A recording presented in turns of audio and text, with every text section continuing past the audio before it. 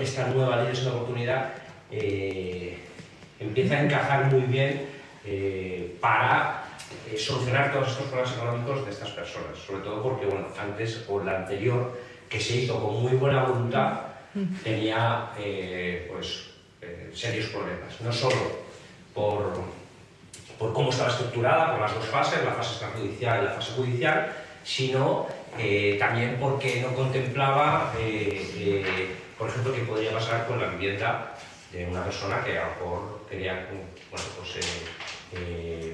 mantenerla. Entonces, bueno, había disparidad de criterios entre distintos juzgados, sobre todo en distintas provincias. Unos dejaban mantener la casa, otros incluso el vehículo en caso, por ejemplo, del taxista. La Audiencia Provincial de Barcelona, si tú eras taxista, te quitaba el taxi, pero en cambio la de Madrid te lo permitía porque era tu herramienta de trabajo. Entonces, esta nueva ley es una oportunidad, digamos, que ha hilado un poco más fino para todas aquellas personas afectadas por un sobreendeudamiento y también concreta perfectamente qué pasa con los créditos públicos, con las deudas de Hacienda y Seguridad Social. Entonces, bueno, en un principio vamos a hacer un recorrido de lo que era la ley de segunda oportunidad desde la aprobación allá por el 2015 y vamos a ver qué es lo que nos trae esta nueva ley y en qué va a favorecer a las personas que se puedan acoger a ella, ¿vale?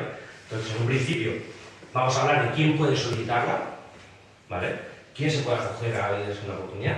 Ahora, digamos que se ha descrito mucho mejor a aquellas personas que pueden y sobre todo mucho mejor a aquellas que no pueden hacer, ¿vale?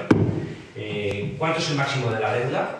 Antes era hasta 5 millones de euros, ahora ya no hay límite, o sea, alguien que se endeude como yo en hasta 30 millones de euros, porque es un tío que se endeuda mucho, podría cogerme a la ley de segunda oportunidad.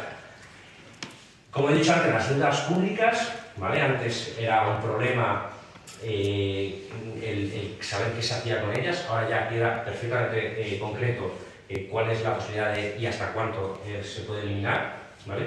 La vivienda principal y los vehículos, ojo, muy importante, los vehículos. Muchas personas nos preguntan, ¿qué pasa si yo tengo un coche, me acabo de comprar un coche hace 3 años y lo utilizo para trabajar? Bien, la ley de segunda oportunidad ahora recoge qué hacer también con los vehículos, ¿vale?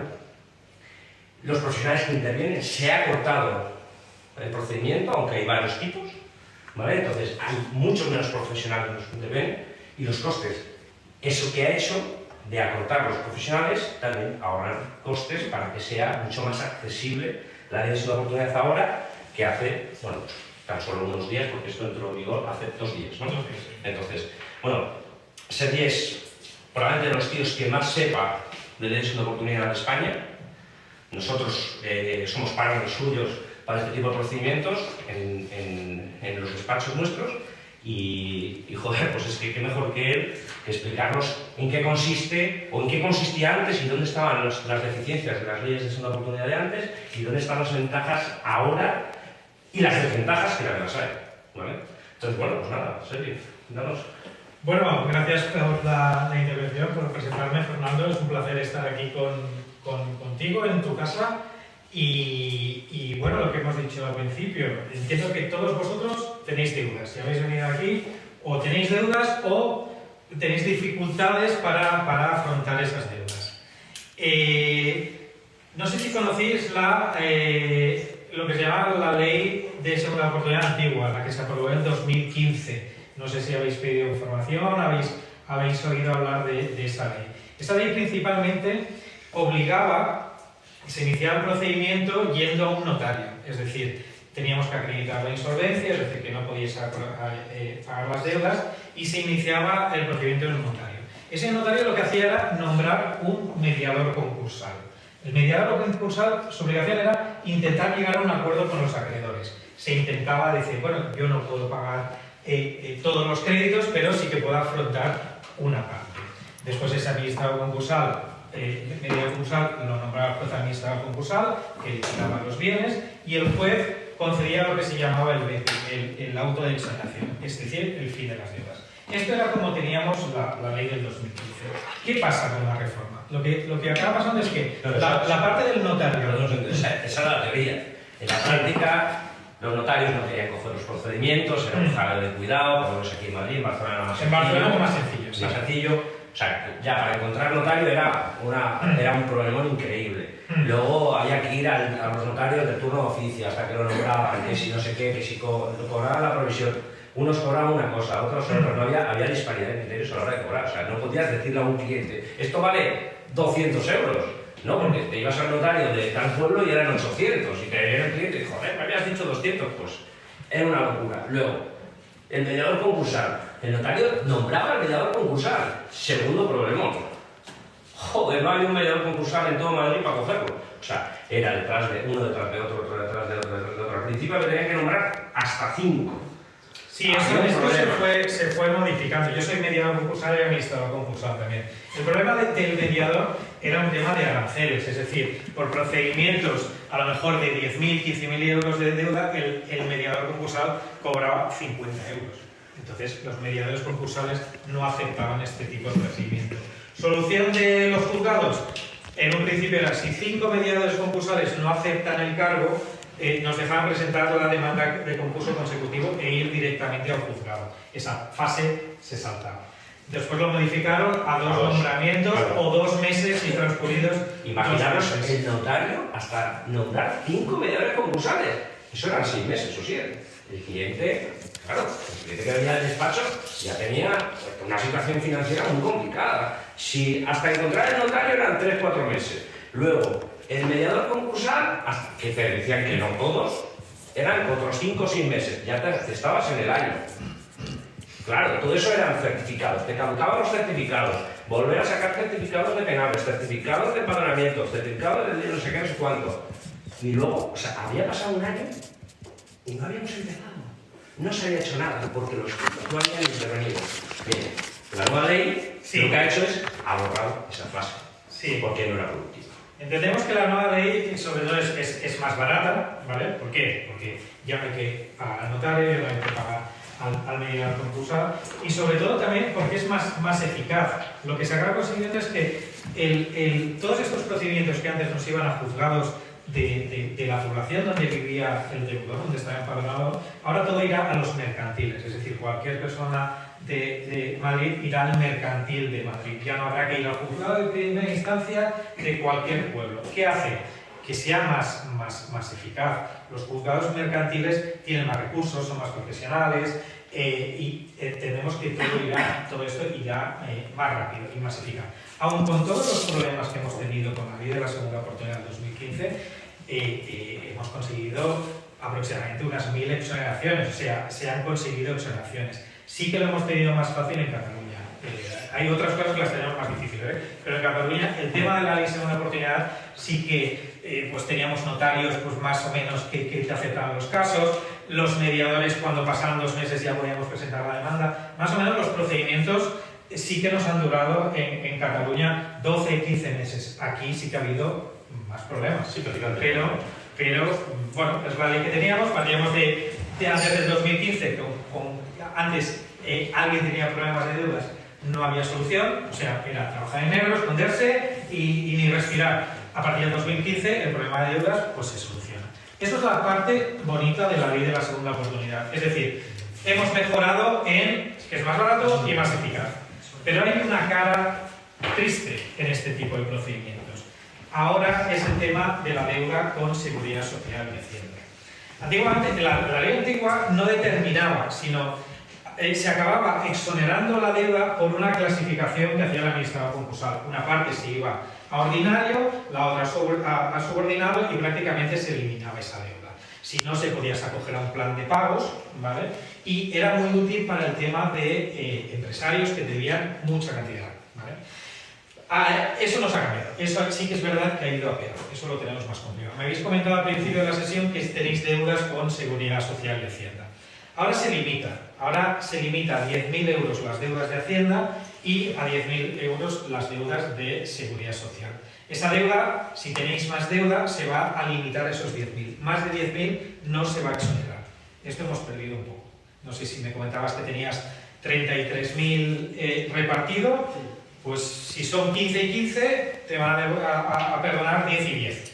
¿Vale? Los otros 10 que queden pendientes tendrás que llegar a un acuerdo, o te ayudaremos a llegar a un acuerdo con Hacienda y Seguridad Social para que esa diferencia te la place, te refinance. Es triste, pero tenemos esta ley. O sea, ahí el legislador nos ha hecho un poco... Sí, aparte que es que desde Europa les han presionado muchísimo para que se centrasen en la exoneración del crédito público. Porque para que de verdad accedamos a una ley auténtica de segunda oportunidad, a una segunda oportunidad, sobre todo los autónomos, deberían de poder, o los empresarios, como muchas veces avala la deuda de seguridad social, deberían de poder exonerarles la totalidad de deudas de Hacienda de Seguridad Social. Nadie se endeuda con Hacienda de Seguridad Social por capricho. O sea, probablemente sea por mucha más necesidad que por acceder a un crédito de una tarjeta revolving o de otras personas, ¿vale? Entonces, realmente ese es el punto flaco de esta nueva ley de segunda oportunidad. O sea, los que nos dedicamos a esto es lo que creemos que es, digamos, la asignatura que le queda al legislador por afrontar para que realmente la gente que tenga un sobreendeudamiento pueda de verdad volver a incorporarse al sistema financiero. Hay empresarios que avalan deudas para SEPA, con una huida hacia adelante que intentan salvar a su negocio, avalan 300.000 euros de seguridad social. ¿Quién sabe de eso? Claro, con la actual ley el empresario se va a encontrar que ¿qué hago? ¿Pago las nóminas o pago Hacienda de Seguridad Social? Si pago las nóminas, esta deuda no me la van a derivar, y si tengo problemas, la ley de segunda oportunidad, la de ahora, no nos van a liberar de esto. Entonces, claro, ahí encontramos. Sí que se está hablando que esto subirá a Europa, que habrá unas modificaciones, pero a día de hoy las deudas de Seguridad Social y Hacienda, 10.000 y 10.000. Y es 5.000 de manera directa, y los otros, el resto es el 50% de lo que supera. Es decir, si debes 6.000, ¿vale?, te van a perdonar 5.000 de manera directa, y de los 1.000, 500. O sea, te van a perdonar 5.500. El resto, los 500 diferentes, plan de pagos con... O sea, es que ni siquiera es de forma directa. O sea, que intenta arañar ahí para no perder ni un solo euro del deudor. O sea, eso es increíble.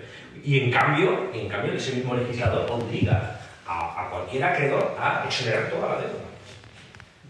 ¿Sabes? Entonces, es bastante injusto, bueno, ya sabemos cómo es la administración, que una entidad financiera preste 10.000 euros a una persona y le exonere toda la deuda, y sin embargo, ellos que prestan, ¿sabes?, dejan de ingresar esos 10.000 euros.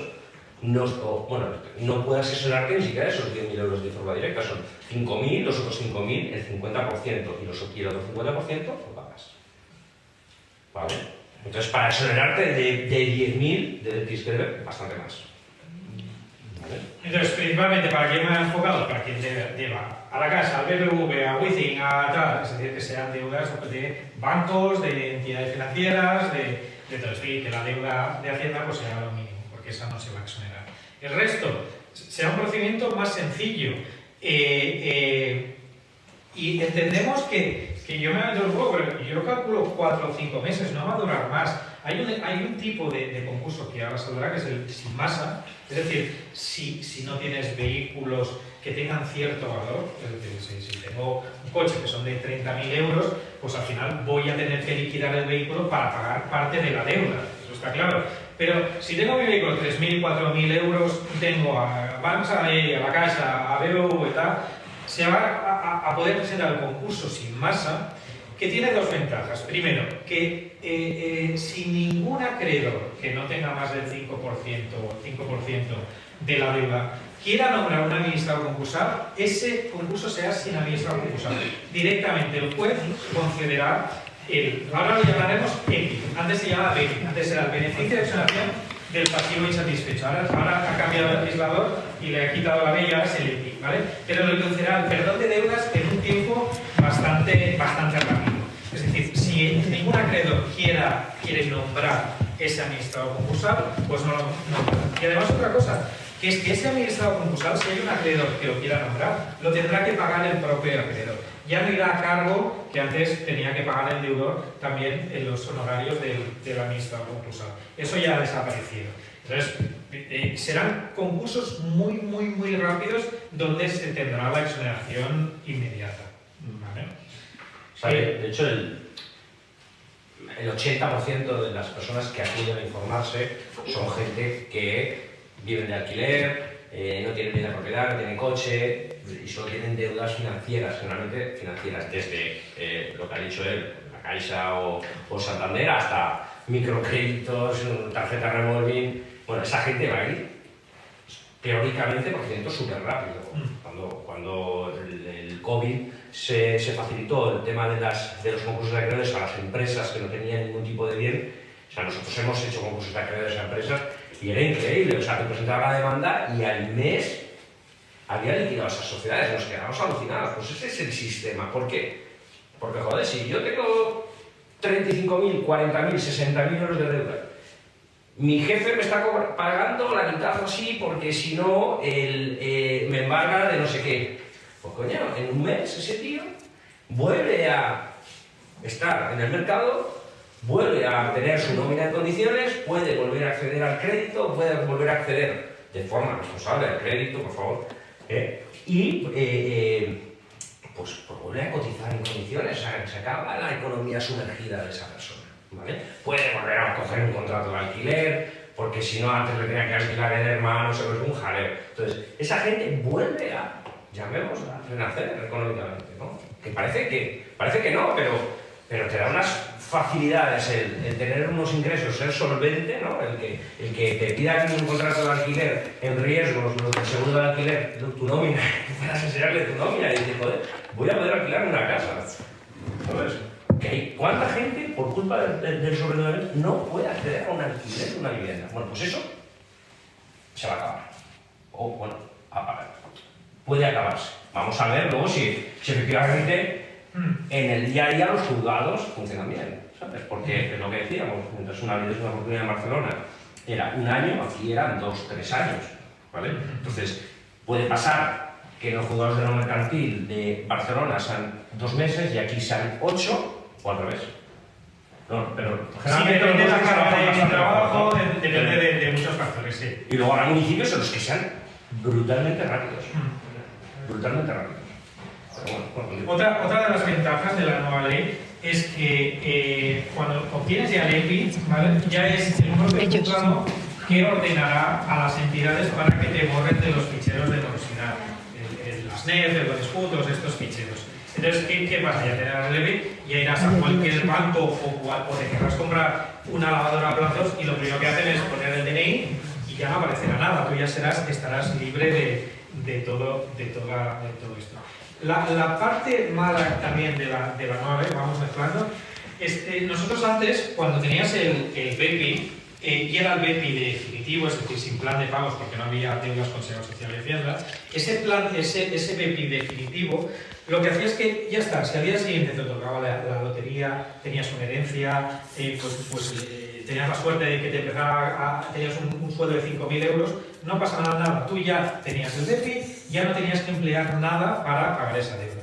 Ahora la nueva ley lo que hace es, una vez tengas el EPI, lo que se hará es que si durante 3 años te toca la lotería, heredas o tienes un cambio sustancial, sí que tendrás que pagar parte de deuda. Durante 3 años que nos toque la lotería, mejor, ¿vale? Que no se muera nadie, ¿vale? Porque sí que si lo cobréis vosotros vais a tener problema porque hay que emplear ese dinero para pagar parte de la deuda de los acreedores. Bueno, cuando hablamos de lotería son millones, ¿no? O sea que si tocan 500 euros no va a pasar nada. O sea que tiene que ser un incremento sustancial en vuestra capacidad económica, ¿vale?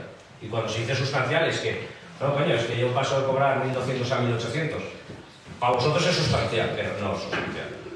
Estamos hablando de que sea sustancial, puede ser pasar de cobrar el SMI a cobrar 7, 8, 9.000 euros brutos mes. Eso es un cambio sustancial, ¿vale? ¿Por qué? Porque eso es lo que el acreedor va a decir, joder, que este tío ha mejorado su vida y yo quiero cobrar, ¿vale?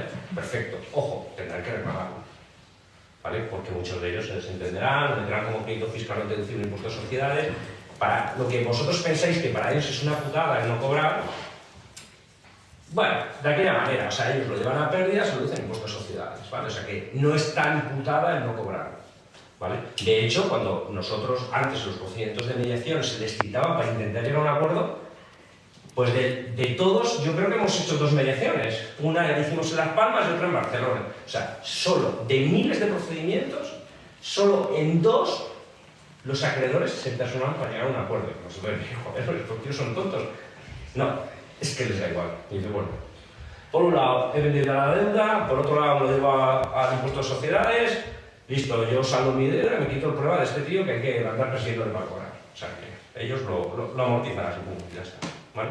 Por lo cual no es tan malo. ¿Vale?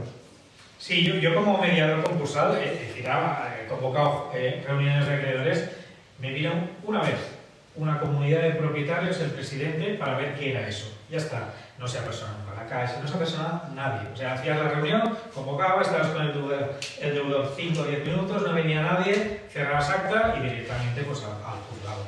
No había. Por eso el legislador al final ha quitado esta, porque la mediación, lamentablemente en España es poco, no es efectiva, no sirve para prácticamente nada. Eso hemos ganado y hemos hablado. Hay un caso interesante que es el tema de que durante la crisis la primera crisis, no hemos tenido tantas, se compraban pisos donde el hermano, el tío, todo el mundo pagaba. ¿Vale? ¿Qué pasa con estos procedimientos? Tanto la ley antigua como esta, ¿vale? Cuando se exonera un deudor, se exonera a la persona que hace el procedimiento. Es decir, yo tengo un piso, no puedo pagar y me ejecutan. Hago ley segunda oportunidad, me perdonan las deudas. Tengo la exoneración pues, de 120.000, 150.000, ¿vale? Porque el banco pues, se queda al piso, además hay una deuda, me perdonan todo. Perfecto. Pero ¿qué pasa con esos avalistas? Esto estamos en la misma. Para que te perdonen la deuda como avalista tienes que hacer también el procedimiento. No tú por hacerlo el tuyo le van a perdonar al amigo, al primo, a esa persona que te ayudó. ¿Vale? Cada uno tiene que hacer su procedimiento y sobre todo cumplir los requisitos que dice la ley. ¿Vale? Uno de los requisitos es, pues evidentemente, estar en insolvencia. O sea, si puedo pagar las deudas, no puedo hacer. A no ser que tenga una insolvencia inminente, es decir, que a cabo de 3 meses prevea que no voy a poder pagarlas. Entonces sí que se puede hacer este procedimiento. Sobre todo son procedimientos que se basan en la buena fe. Es decir, no podemos mentir durante el procedimiento, no puedo decir, no tengo nada. Bueno, y si sacas una nota, tienes un apartamento en la playa, tengo 3 coches, o sea, no, porque habrá una averiguación, va a haber una averiguación patrimonial y se va a ver que realmente cumplas con los requisitos. Hay un requisito que también ha cambiado, con la antigua ley lo que teníamos es que no podías tener delitos económicos, fase documental, incluso hurto. Esto ha cambiado un poco. Es decir, teníamos lo absurdo que alguien por matar podía hacer la ley de la segunda oportunidad, que era una barbaridad. En cambio, por robar unos pantalones en el Corte Inglés no te podías acoger a esta ley. Pues sobre todo con la última reforma del Código Penal, que lo que hizo fue que las faltas pasaran a ser delitos leves. Entonces, contempla la ley que por el que fuera condenado por un delito, y no decía leve o grave, sino un delito, no podía acogerse a la ley de segunda oportunidad. ¿Vale? Eso es importante. Oye, que habrá alguno que diga, bueno, pues robar unos pantalones que se pueda. Bueno, pero es que estaréis conmigo que no es lo mismo robar unos pantalones, que poca gente roba pantalones por necesidad. O sea, pero no es lo mismo robar unos pantalones que cometer una estafa de 1.000.000 euros. ¿Vale? O sea que hay que diferenciar entre delitos leves y delitos graves. Entonces lo que dices es... Sobre todo si la condena es inferior a 3 años, te puedes acoger a la ley de la segunda oportunidad. Antes no, ahora tenemos que repasar todas las entrevistas que llevamos desde 2015 a personas que le hemos dicho que no lo pueden hacer, por robar unos pantalones, y llamarlos, porque ahora sí que con la nueva ley se pueden beneficiar de todo esto. O sea, tienen que ser condenas inferiores a 3 años de prisión. ¿Vale? O sea, incluso puede haber entrado en prisión, porque sabéis que se puede entrar en prisión a partir de 2 años. Entonces, puede haber entrado en prisión por un delito de estos y, sin embargo, acogerse a la segunda oportunidad. También es un poco contradictorio, pero es así. ¿Vale? Pero es que, claro, lo que dices es que antes un tío podía cargarse 40 personas y acogerse a la ley de segunda oportunidad. No solo acogerse a la ley de segunda oportunidad, sino exonerarse la responsabilidad civil derivada de ese delito, es decir, las indemnizaciones a las 40 familias de cada uno de los que ha asesinado. Eso lo contemplaba la ley. Ahora bueno, pues es más, digamos, amigable para los pequeños delitos, ¿vale? Bueno, si tenéis preguntas, tenéis algo, podéis. El punto 4, la vivienda principal y el vehículo. Como dijiste, insolvencia. ¿Puedes explicar un poquito?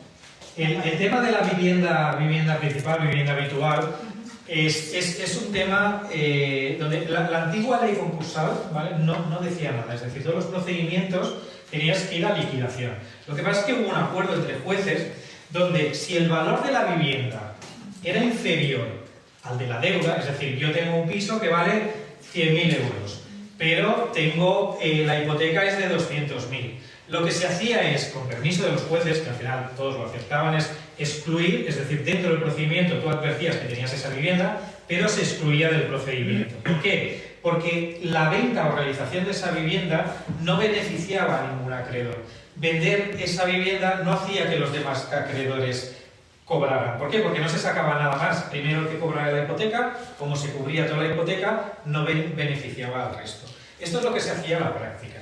Se hacía. Lo que pasa es que la ley concursal no lo decía. Ahora han puesto un poco de orden. Entonces, lo que hay que hacer es un plan de pagos. Cuando hay una vivienda habitual, que está... las que valen menos se van a salvar. Es decir, esas se salvarán, porque la venta va a hacer que no cobre nada. O sea, esas se salvarán. Perdón, cortarte, pero por ejemplo, ¿ellos lo que consideran el capital pendiente por pagar? Sí, capital pendiente. Sí, lo que te queda de hipoteca. Es decir... Y si yo tengo una hipoteca, bueno, de 100.000, por poner Sí, un ejemplo, y sí. tengo una deuda de 150, ¿es superior al... Bueno, pero es que eso Y antes... aparte no es mío. Claro, es que eso antes ya era una regla no escrita y se podía salvar, ya antes. No Ahora de más. forma. Ahora es que lo escrito. Y en el caso de vehículo, dijiste de 25 o 30.000 euros. Sí, vehículos tenemos dos tal. Si es un vehículo cuyo el valor que se va a sacar por la venta, por el administrador concursal, es muy bajo en comparación a la deuda, el administrador concursal lo va a conseguir. Yo como administrador concursal, los vehículos de menos de 4.000 euros no los liquido. ¿Por qué? Porque, vale, vale los 4.000, pero tú lo pones a la venta, puedes hacer una subasta, te dan 1.000, te dan 2.000, no te dan más. Entonces, el valor de realización y el perjuicio que le das al deudor es tan alto que al final esos vehículos te los quedas. Esos son los vehículos libres de carga. Si a mí me viene un concurso en el que yo soy administrador concursal y su valor es de 10.000, 15.000, pues yo lo vendo, ¿vale? ¿Por qué? Porque con ese dinero se van a pagar parte de las deudas que el deudor debe, ¿vale? Entonces, eso está. Y después están los vehículos financiados, ¿vale? Los vehículos financiados, con la nueva ley, con la anterior era más complicado, pero este aspecto nos beneficia. Es decir, cuando tú compras un vehículo financiado, cuando lo sacas ya a la calle ya vale menos. Es decir, normalmente el valor es menos que lo que tienes deuda. Esto directamente, la nueva ley concursal lo que nos ayuda es que se excluye. Es decir, si solo tienes esa deuda, ¿vale? Va a ser un concurso sin masa. O sea, hay que ponerlo, ¿vale? Pero si nadie va a investigar, el vehículo no lo vas a perder, no lo vas a quedar. Eso sí, la deuda la tendrás que seguir pagando, ¿vale? La deuda de la financiación. Y si en el caso del vehículo es una herramienta de trabajo. También hay unos... Que cuesta 30.000 euros, por decir así, un vehículo. A ver, las herramientas de trabajo también... Pero también es siempre, perdón. Sí, también la más fácil todavía, porque tenemos dos argumentos. Tenemos el argumento que la venta no va a beneficiar a ningún acreedor, pero también tenemos que es una herramienta de trabajo, ¿vale? Entonces, con herramientas de trabajo es muy difícil que un juez no te diga, no, esto véndalo, ¿vale? ¿Y cómo, por ejemplo, pruebo esa? ¿Qué pedirían? ¿Qué tipo...? Una tasación.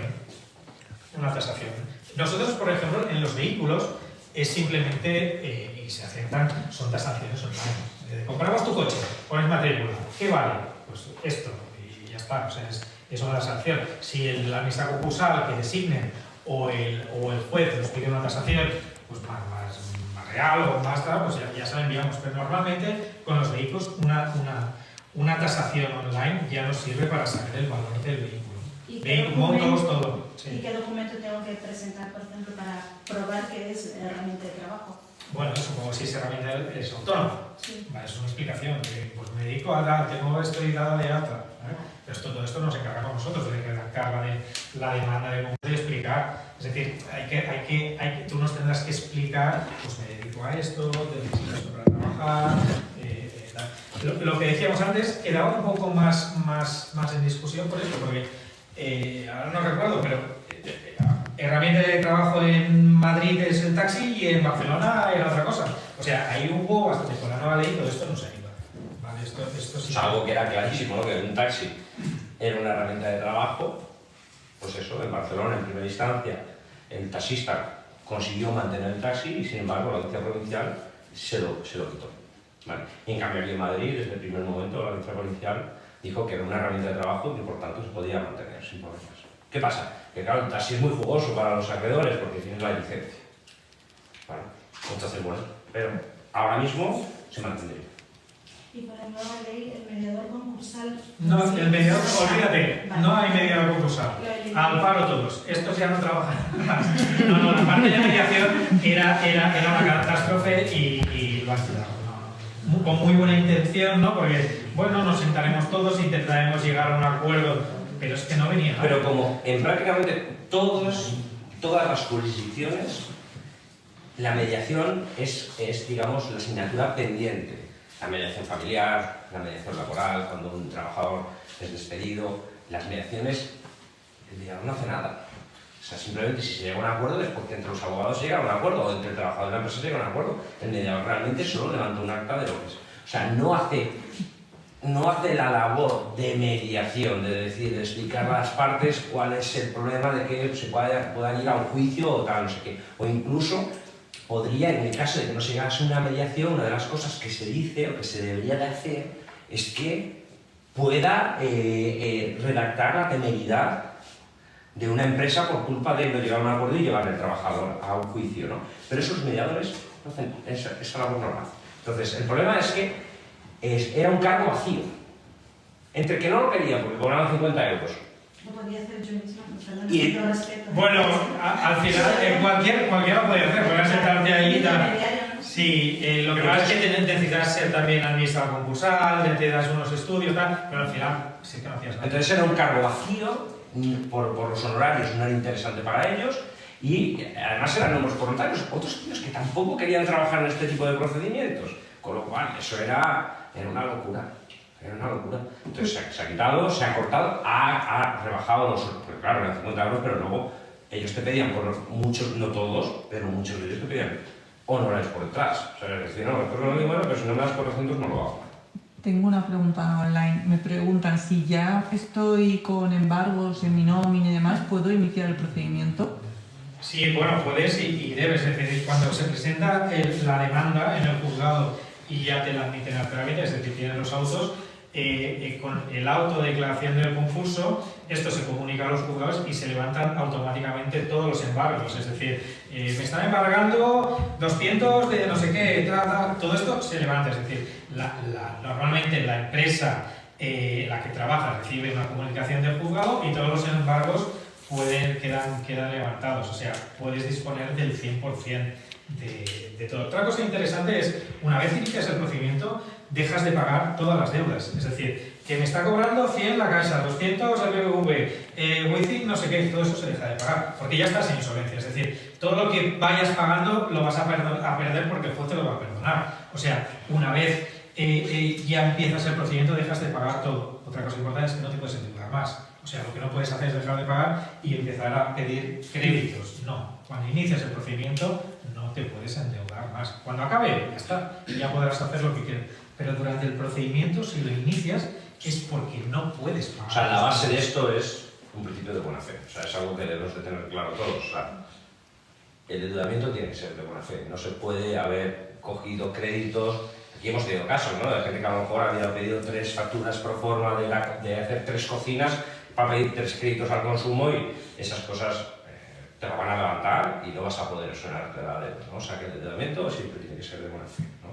Entonces, eso es importante. Luego, esto que dice Eser, y de que una vez que tomes la decisión, porque tomar la decisión hay veces que cuesta mucho, ¿no? De saber, oye, mira, si me voy a meter en esto, los costes que son elevados, tal, no sé qué. Bien, si tú le debes a 6, 7 entidades financieras y tú estás pagando a 3 porque a las otras 3 o 4 no puedes, inmediatamente tomes la decisión y ya no pagues más. Es una tontería, si total te van a exonerar de todas las deudas. Y el impago de esas de esas cuotas es lo que te va a permitir pagar a los profesionales que intervienen en el procedimiento. Además, la ley te lo permite hacer, ¿vale? Te lo permite hacer. Y eso es muy importante porque hay gente que dice, joder, si estoy hasta aquí, ¿cómo coño te voy a pagar? Muy bien. No te preocupes. Deja de pagar a la Caixa o a Wizzing o al Santander y paga a tu abogado, antes al notario, al mediador, al administrador, al procurador ahora. Pagas eso, que es lo que te permite salir adelante. Si no, es inviable. Te quedas atascado. Cuando dejas de pagar todas estas deudas, os encontraréis una avalancha de llamadas. Es decir, tú debías a la Caixa, ahora no te llama Haces Cobro, te llama vende la deuda a otro, hay un fondo buitre, no sabes ya. Es decir, tienes esta avalancha de llamadas que ya no sabes qué hay que hacer. Es aguantar el chaparrón. Ahí siempre decimos lo mismo. Si te acosan, pues tendrás que ir a poner una denuncia, no tenemos más. Lo que pasa es que jurídicamente no pueden hacer nada. Es decir, ya se inicia el procedimiento, no te pueden embargar, no te pueden demandar. Si te demandan con el auto de que has iniciado el procedimiento, se archiva. O sea, no pueden hacer nada más. ¿Molestarte? Sí, a todas horas. O sea, Wizzing y todos estos es una barbaridad. Tienen personas y personas que cada 5 minutos te están llamando, págame. Y llaman a los familiares, llaman a los vecinos, o sea, estos tíos hacen muy bien su trabajo. Sí, en mira. el caso del embargo por parte de, por ejemplo, en mi caso tengo una incapacidad de estar pagando el Sí, social, sí. me están embargando parte de ellos, de pagar el embargo. Sí. ¿A ti quién te está? Un juzgado no ha dado la orden por una deuda de un banco que te demandaron. De Hacienda, de la Seguridad Social. Las deudas de Hacienda, como antes la podíamos parar con el 5 bis, ahí las tenemos que parar con el auto de declaración del concurso. Esto también, lo que pasa es que con Hacienda, acuérdate de los 10.000 y todo esto, pero también conseguiríamos que se pare el embargo. Y el plan de pago es, ¿cuál es el porcentaje, por ejemplo, para poder fraccionar, por decir, el plan de pago del total de la deuda? Tú haces una propuesta, es decir, el plan de pagos lo que acaba siendo es como un caramelito para el acreedor para que te diga que sí, aunque quien va a decidir el plan de pagos es el juez del concurso, no el acreedor. No, el acreedor se va a... No, entonces hay que hacer... Lo que pasa es que el plan de pagos tiene que ser goloso para el acreedor porque tiene que decidir si se liquida el bien o no se liquida el bien, ¿vale? Es decir, el plan de pagos solo es si tienes un bien libre de cargas o que la hipoteca es muy justa para decir, oye, es que si vendes el bien, acreedor vas a cobrar menos, ¿vale? Entonces tiene que ser un poco... Aunque quien va a decidir es el juez del concurso, ¿vale? El que va a tomar la última decisión es el juez del concurso. Había por ahí otra pregunta. Una pregunta, mientras dura el proceso, tú te lanzas y te lanzas a la ley. Mientras dura ese proceso, si tú eres autónomo, ¿puedes seguir dando de alta a tus trabajadores o puedes seguir facturando igual? Sí, la vida sí. Bueno, es que deberías hacerlo, es que Sí, si pero no si tienes estarías algo- incurriendo en... Claro, pero si tienes algo en seguridad social, por ejemplo, Sí. y es una deuda de 5.000 euros, por ejemplo, y tú puedes seguir dándoles de alta y puedes seguir haciendo que ellos trabajen para ti, aunque tengas esa deuda que se haya paralizado. Sin problema, sí. Sí. Sí. Y autónomos igual, puedes seguir facturando. Sí. Y las empresas que a lo mejor en ese momento ahora las tienes tus facturas embargadas. O sea, yo de una empresa que cada vez que me paga se lo queda Hacienda, ¿no? Ya no viene directamente a mí. Entonces, yo puedo seguir, esta empresa ya no quiere trabajar más conmigo. Entonces, Ya. ¿podré seguir trabajando con esa empresa? Bueno, a ver, Sí, es que- la teoría dice que una vez presentada la demanda en el juzgado y iniciado el procedimiento judicial, con la comunicación esa deuda se paralizaría en Hacienda o la Seguridad Social. ¿Que le vayan a comunicar a esa empresa que ya no tiene su crédito? No creo. ¿Sabes? Y esa empresa ya ha recibido, no sé si tú has recibido, si a ti te ha llegado es una carta similar de otra empresa, pero te llega una notificación y Sí. dice, todas las facturas tal, tienes Tienes que que... pagármelas a mí. Entonces, Y que además te ponen una parrafada, si no estarías en un delito, ¿no? De alejamiento de bienes, tal, no sé qué, que te entra un cague que dice, pues paga aunque salga de mi bolsillo, ¿sabes? claro.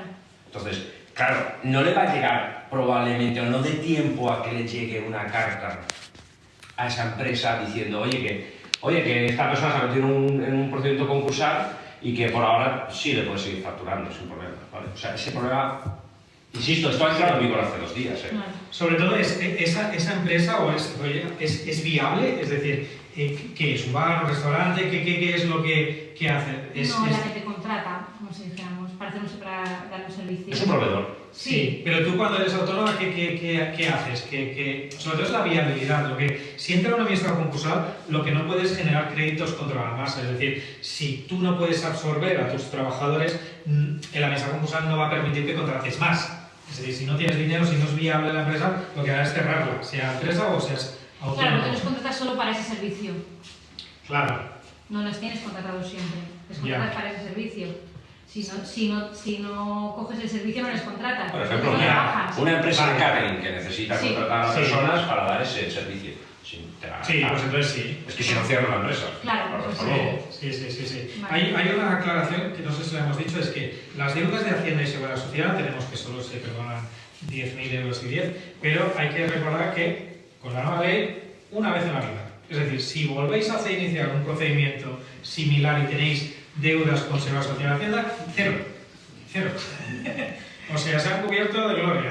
O sea, Bueno, por ahora, luego a lo mejor el día de mañana cambian, nunca se sabe. Espero. ¿no? O sea, esto va evolucionando y va evolucionando en función a las necesidades, a las necesidades de la gente, no, a las necesidades del Estado, ¿no? O sea, ya sabemos que nosotros, el mundo de los mortales, vivimos una realidad y ellos, los políticos, los que legislan, viven otra. Para empezar, ninguno de ellos emplea a nadie, ¿sabes? Entonces, tiene otra realidad. No va a haber que tú tengas esa complicación a la hora de contratar, ¿vale? Bien, el futuro es que, sobre todo con leyes o con jurisprudencia o con normas venidas de Europa, nos obliguen a legislar. O sea, os puedo poner un ejemplo que hemos vivido hace muy poco todos. Se ha obligado a cotizar para la prestación de desempleo a las empleadas del hogar. O sea, antes la empleada del hogar trabajaba, pero no tenía el derecho para cobrar la prestación de desempleo. Y entonces el gobierno dice, pues a partir de ahora... No. Eso viene de Europa. Porque una empleada del hogar demandó al Estado porque decía que quería tener el derecho de poder cotizar para cobrar esa prestación. ¿Vale? Y viene de Europa. Eso es algo que lo hemos visto en los telediarios y que vivimos día a día. Ahora las empleadas del hogar, por fin, si se van al paro, o sea, si se quedan sin trabajo, van a poder cobrar un paro o una pensión de jubilación. Antes no podía. ¿Vale? Entonces, todas estas normas que vemos que van mejorando, vienen muchas por Europa. ¿Por qué? Porque, bueno, pues aquí hay intereses ocultos que no sabemos por qué no se legisla en relación a eso. ¿Vale? Otra pregunta. Para los procesos si tenías 2 vehículos al nombre perjudicial o no. bueno, dependerá del valor. Sí, bueno, menos de 3.000 euros cada uno. Pues no se van a liquidar. Muy probablemente, si valen tampoco, no se liquidarán. Uno lo tiene que informar que no es Salcerillo y no hicimos el cambio de titularidad. Claro, lo ideal de todo esto es que si es de tu hija, lo tenga tu hija. Entonces ya presentamos el concurso sin masa y será más fácil. Entonces, contra más explicaciones tengamos que dar, pues peor.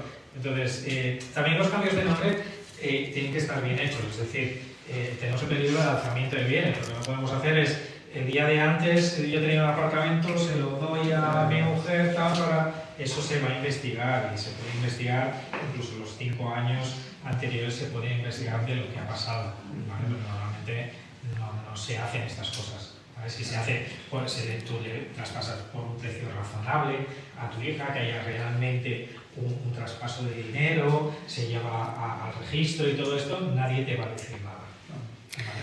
Y en el caso del... No, el vehículo me interesa tanto. En el caso, porque en mi caso es una herramienta de trabajo, ¿no? Entonces mi vehículo, bueno, hablo de mí, cuesta 27.000 euros y tengo el 80% ya pagado. Y es una, como me dijo, no es renting, es una cuota fácil, financiación fácil. Yo esto no lo conozco. Si es un renting, no es tuyo. No, si es renting, no es propiedad, es un alquiler y ya está. Ojalá quisiéramos que sea. No, pero eso no las leyes. Habría que saber si es un leasing, si tienes opción de compra al final o... Sí, será, yo creo que será No, una especie de... me dijo, es una Toyota, y me dijo que sí, está mi nombre, soy la titular y la tengo, como te digo, el 80% ya pagado, porque no puedo hacer otra cosa, a cada 4 años voy o cojo un vehículo mejor y voy cambiando, se va a vencer ahora en marzo del año que viene. Y ese, por ejemplo, mi pregunta es, sí, es mi herramienta de trabajo. La herramienta de trabajo tienes que vivir, tienes que seguir viviendo. Pero te lo van a... independiente del valor del vehículo. ¿Pero qué actividad llevas? Soy autónoma comercial, estoy todo el día en la calle, prácticamente. Pues sí, pues si tenemos que tal, lo vas a conservar. Las herramientas de trabajo se están, ya con la antigua ley ya pasaba. O sea, se estaban excluyendo. Y sí, Las de liquidación. me dicen a Oliver muy bien, Sergio, por aquí preguntan, ¿los que viven fuera de España pueden acogerse a esta ley? A ver, esta ley es para todas las personas que tengan deudas en España. Es decir, si tú tienes deudas en el banco, hay un banco creo que de Perú que se llama Banco Pichincha, ¿no? El banco ecuatoriano, ¿no? Perdón. Entonces, el Banco Pichincha, si debes en el Banco Pichincha de España, esto te lo van a exonerar. Si debes en el Banco Pichincha de Ecuador, el juez español no puede exonerar una deuda. Bueno, ni tampoco desde Ecuador te podría reclamar judicialmente una deuda en España, con lo cual ni te podrían, y si tú tuvieses un bien en Ecuador, tampoco podrías liquidarlo aquí en España. O sea, las cosas las de Ecuador son de Ecuador y las de España se trabajan en España. Es así. Perdona, Pero es- relacionado con eso, me preguntan si la nacionalidad es importante para acogerse a la ley. No, cualquier persona que tenga deudas, es decir, tenga deudas, puede acogerse a la ley, es una oportunidad. Sea español, no lo sea, tenga el NIE, tenga permiso de trabajo o tenga un pasaporte. Si hay una entidad que te ha dado un préstamo con el pasaporte, también te puedes acoger a esa ley, no hay ningún problema. ¿Y los préstamos ICO también entran dentro de...? Sí, pero porque esos préstamos no son crédito público. Vale. Esos préstamos están asegurados por el Estado, tal, pero esos préstamos que te da el banco, esos se exoneran. O sea, tú la deuda la tienes con la entidad financiera. Eso. Aunque luego la garantía de impago, en el caso de que tú impagues al banco, estará, si son los de COVID, creo que era el 85% avalado por el Estado. Sí. Bueno, pues el banco, el Santander, imagínate, pues irá a tocar a la puerta del gobierno y le dirá, oye, que me devuelvas el 85%, que esta mujer, nada, que ni nunca. Vale. Chicos, por aquí preguntan, ¿cómo puedo conocer mis deudas? Bueno, pues, o sea, buena pregunta, porque hay mucha gente que nos viene y dice, Yo no sé lo que le debo. debo todo a Dios. Vale, muy Y bien. no sé a quién. Vale. A ver, el Banco de España te saca un informe y te dice todas las deudas financieras que tengas de más de 1.000 euros. ¿Vale? Si debes de menos o son deudas no financieras, es decir, si le debes a un familiar no va a salir. Pero todas las deudas financieras de más de 1.000 euros en el Banco de España se pueden consultar. Este tema siempre es que no me acuerdo, tal. A ver, no hay un sitio mágico donde aprietes el botón y te salgan tus deudas. Eso no existe. Entonces, ¿qué aconsejamos? Pues informe de las NEF, es decir, aquellos acreedores que te han puesto en el fichero moroso, el Badescu, el Banco de España, es decir, el Banco de España te dice el riesgo que tienes con diferentes entidades. También, que vayan a los juzgados, es decir, aquí yo creo que ahí en Barcelona está la ciudad de la justicia, tú con tu DNI y el mostrador te dicen todos los procedimientos que tienes abiertos en todos los juzgados. Entonces te vas por cada juzgado y entonces te dan pues, la copia de este me demandó por 9.000, este tal, ya tienes más información. Aquí en decanato del juzgado de tu domicilio. Perfecto. Y también tenemos la memoria, o sea, para estar 5 o 10 minutos y decir, a ver, ¿yo cómo empezó esto? Sí, pues avalé a no sé quién, este me avaló a mí, era el Santander, perder un poco y hacer el listado de todo esto. Esto es importante, ¿vale? Es decir, para presentar un concurso en condiciones. Lo que pasa es que al final, ¿vale? En la antigua ley teníamos dos oportunidades que los acreedores comunicaban al crédito, que era en la mediación, como se intentaba llegar a un acuerdo, tú les enviabas el listado a todos y tú le decías, no, debo 9.000 y ellos, no, son 10.000. Bueno, lo ponías y después en el auto de declaración de concurso, como se publica en el BOE, también los acreedores se personaban en el procedimiento y decían, pues no, a mí me debe tanto, ¿vale? Y después en los autos de exoneración, cuando se concede el juez, además de adjuntar el listado de deudas que se exoneran, pues el WIC y el tal, va sumando todo. Al final de todo, lo que acaba diciendo es, se exoneran los créditos comunicados y los no comunicados. ¿Por qué hace esa coletilla? Porque te puedes haber olvidado de un Vodafone, de un Movistar, de cualquiera que no aparece en la lista. Bueno, también te los perdonan, ¿vale? Pero mejor incluirlos. ¿Por qué? Porque si te reclaman, no, ve la lista, búsquesela aquí, a mí ya me han exonerado. Pero el juez nos da esa oportunidad, es decir, los comunicados y los no comunicados. Chicos, ¿qué documentación se necesita?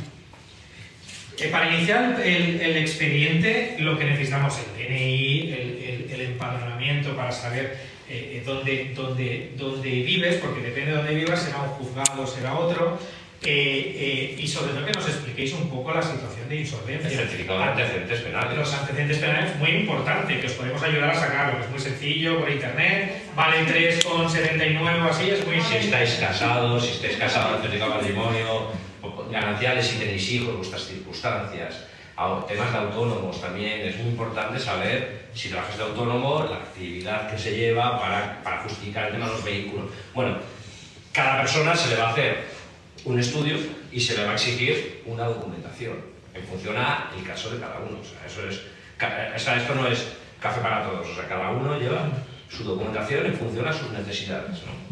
Y en el caso del plan de pago, si puede decir por ese lado, son 5 años, ¿no?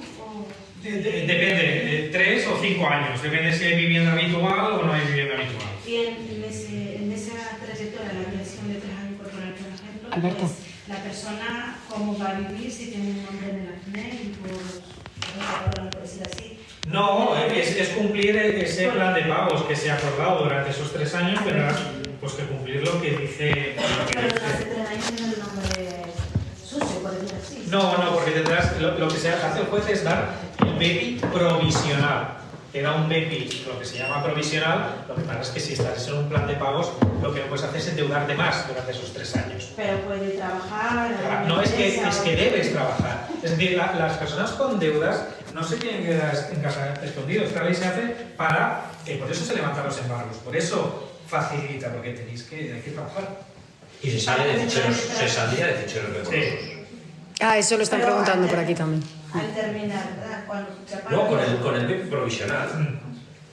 Tú ya sales del fichero. Pues tendrá unos requisitos, ¿no? Porque para que no se pague. Eso como si fuese un fraccionamiento. Me voy yo y la quiero negociar yo mismo. Claro, tú tienes que cumplir con el plan de pagos. Si tú en el plan de pagos no cumples en esos 3 años, lo que hace es, ese BEPI no se considera definitivo y se retrotrae ¿Qué es todo. lo que tengo que cumplir, por ejemplo? Pues imagínate que te dicen, no, tienes que pagar 300 euros todos los meses durante 3 años. Pues tú, todos los meses, 300. No, eso sí, pero ¿qué me va a pedir aparte de eso? ¿Qué Claro. tengo que- No, tú tienes que vivir y pagar parte de las deudas de acreedores, aunque no cumplas el 100% de la Lo deuda. acordado tienes que cumplir. Lo acordado. Y a los 3 años, ese Sí. BEPI definitivo se convierte en. O sea, ese Sí, BEPI provisional. provisional se convierte en definitivo.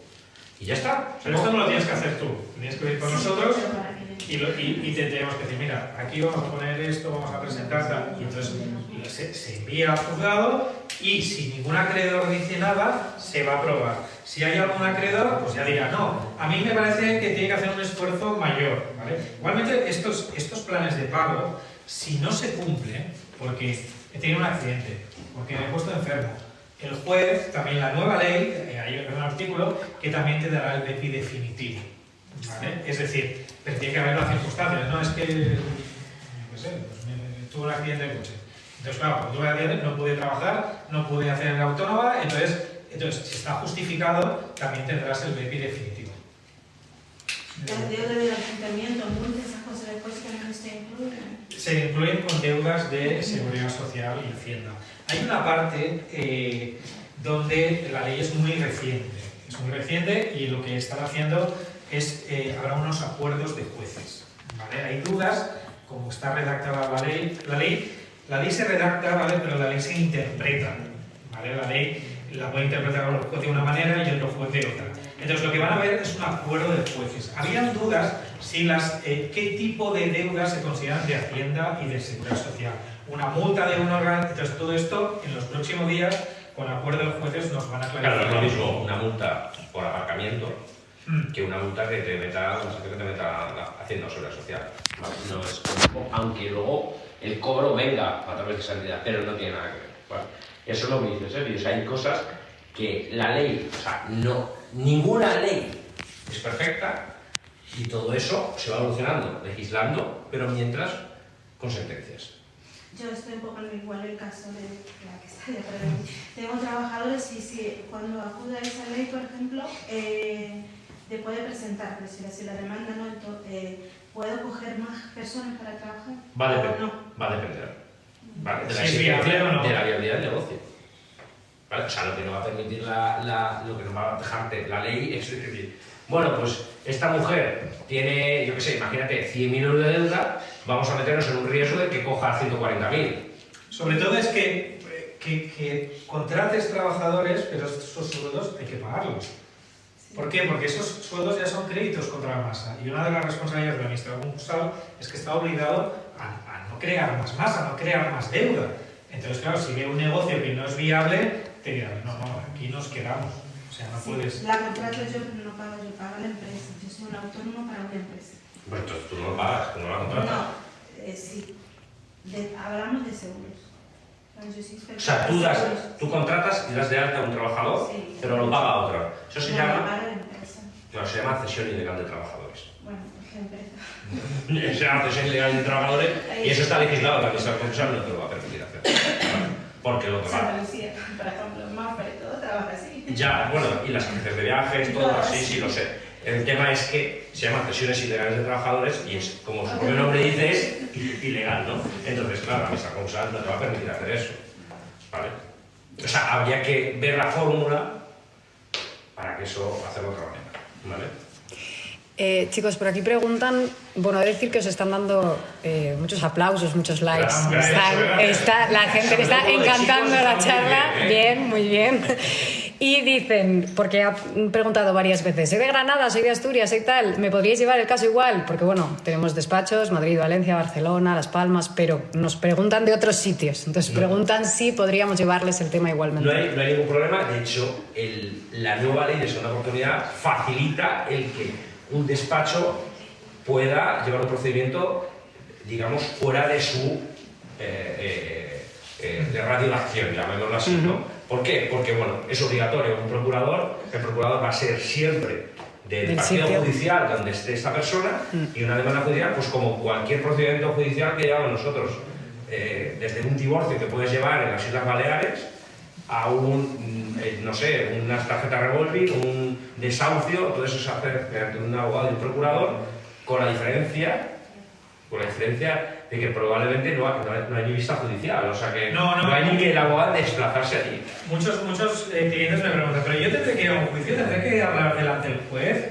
No, esto es un procedimiento, de hecho, la mayoría son autos de exoneración, no son sentencias, o sea, simplemente es un tema de documentar, ¿vale? No es que tengáis que hablar y decir al juez lo que os ha pasado, esto no se hace. Como mucho con el administrador concursal, pero últimamente tampoco se hacen reuniones con administradores concursales.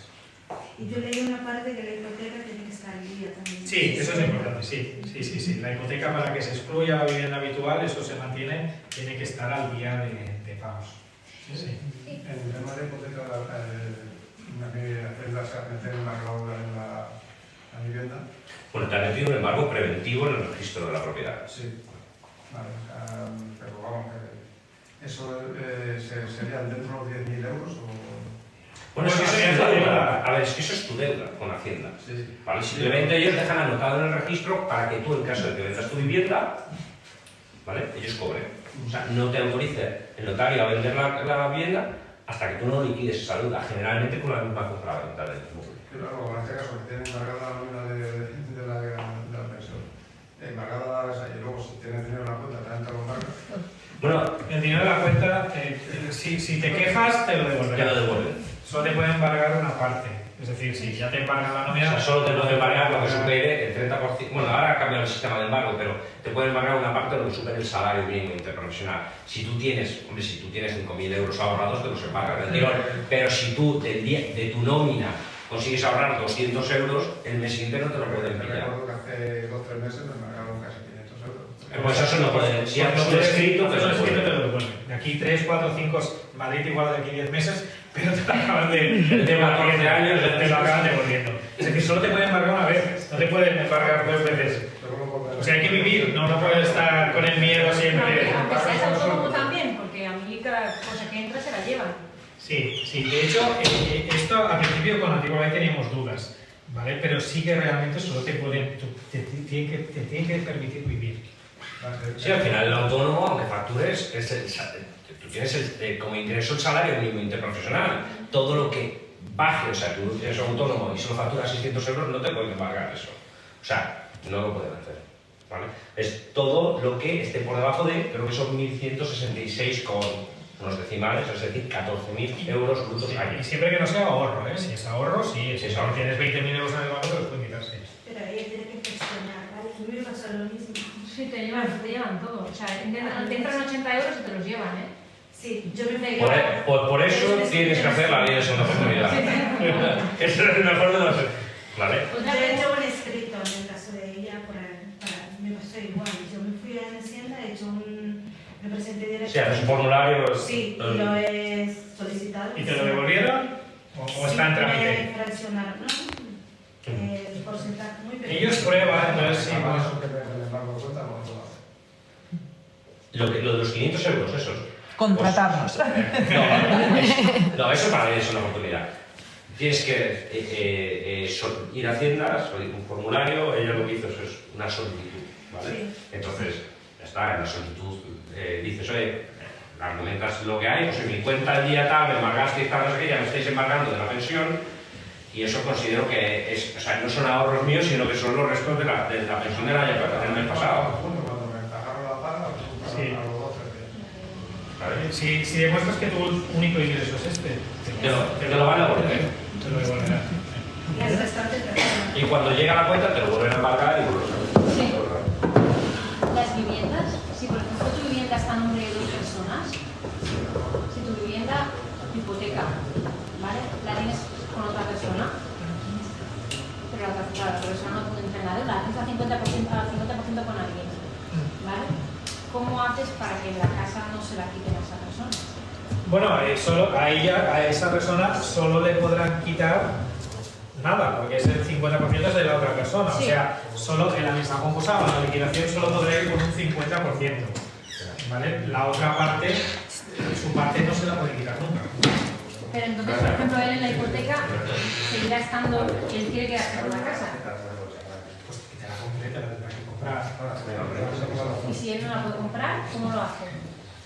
Claro, a ver, tú eres propiedad del 50% de la vivienda y él de otro 50%. La hipoteca es conjunta, o sea, venga, o tú se la compras o él te la compra, no hay más. No hay nada perfecto. Vale. Y en el tema de las parejas, cuando se rompen y hay deudas, es la máxima de las imperfecciones está ahí. O los matrimonios, que se endeudan los dos, ¿vale? Esto ha pasado muchísimo y de repente ya han rehecho su vida y empiezan a recibir demandas de tu ex. Son cosas que pasan, ¿vale? No hay nada perfecto. Y en este aspecto, y mucho más con las viviendas, es un jaleo de cuidado. Hay muchos que vienen y dicen, bueno, a mí me quita la casa que le den pues algo a mi ex. Mucha gente lo dice. O sea, no te sorprendas, es mucha gente. Bueno, pues dejan un problema de cuidado a la otra persona, claro. Y hay gente que se queda pagando, tiene de socio a un banco, con las ejecuciones hipotecarias pasan estas cosas, ¿vale? Entonces, bueno, son cosas que pasan. Plaza de garaje también hay que liquidar. Todo. Trasteros, plazas de garaje.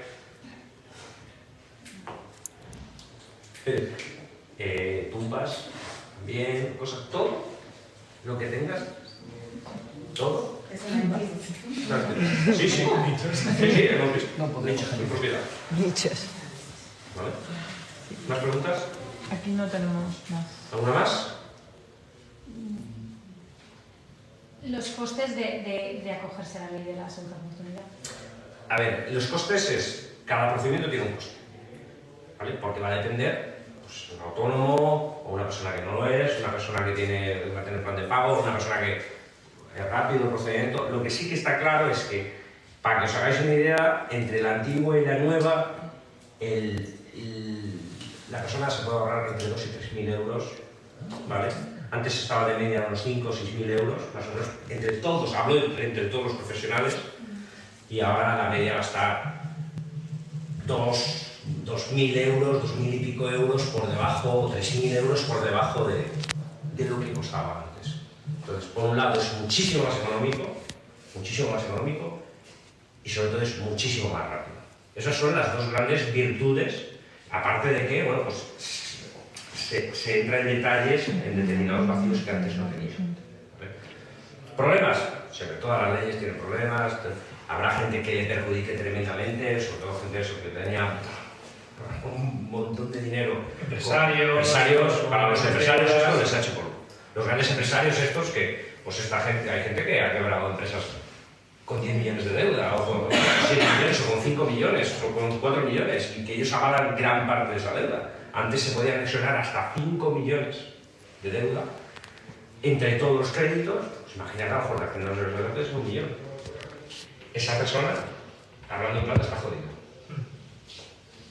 Ahora, lo mejor que puedo hacer es coger, ir a otro país y ya está, a montarse el negocio en otro país. Una persona que ha hecho una empresa que factura 10 millones, seguro que sabe montarla bien en otro país. Eso es el problema, de verdad, o sea, es un problema porque esa gente tiene talento para montar empresas. O sea, nadie que monte una empresa de 10 millones es un chanchullero. Ha podido serlo en un momento malo, pero ha montado una empresa que a lo mejor ha dado trabajo a 100 trabajadores, a 150 trabajadores. Esa gente tiene un talento especial y está leído desprecio. Totalmente. Es una pena para mí, es una pena. Yo que soy empresario, creo que es una pena. Honorario de notaría también. Notario, adiós. Adiós. Bueno, soy notario. ¿Vale? ¿Listo? Sí, si os despedís porque nos está dando problemas la conexión. Si os despedís del online. Sí. Bueno, muchísimas gracias por venir aquí a vernos, por todas las preguntas. Todas las que queráis seguir haciéndonos lo vais a poder hacer. Gracias a la gente que nos sigue en redes sociales, ¿no? Y nada, pues para lo que queráis nos podéis consultar y en la medida que nosotros seamos capaces de responder, recordad que hace 2 días que ha entrado en vigor esta nueva ley, que nos ha tocado estudiar muchas horas, ¿vale? Pues nosotros os responderemos y luego, poco a poco, irán surgiendo nuevas cosas, nuevas soluciones, se juntarán jueces, se irá evolucionando determinadas escollos o problemas o cosas que no contempla la ley, se irán solucionando con el tiempo. Pero bueno, para el 80% de la gente ya está legislado, está perfecto, está en procedimiento súper rápido y está muy bien. ¿Vale? Y para el resto lo estudiaremos y os diremos a ver si tiene viabilidad o no. ¿De acuerdo? Muy bien, Fernando, muchas gracias.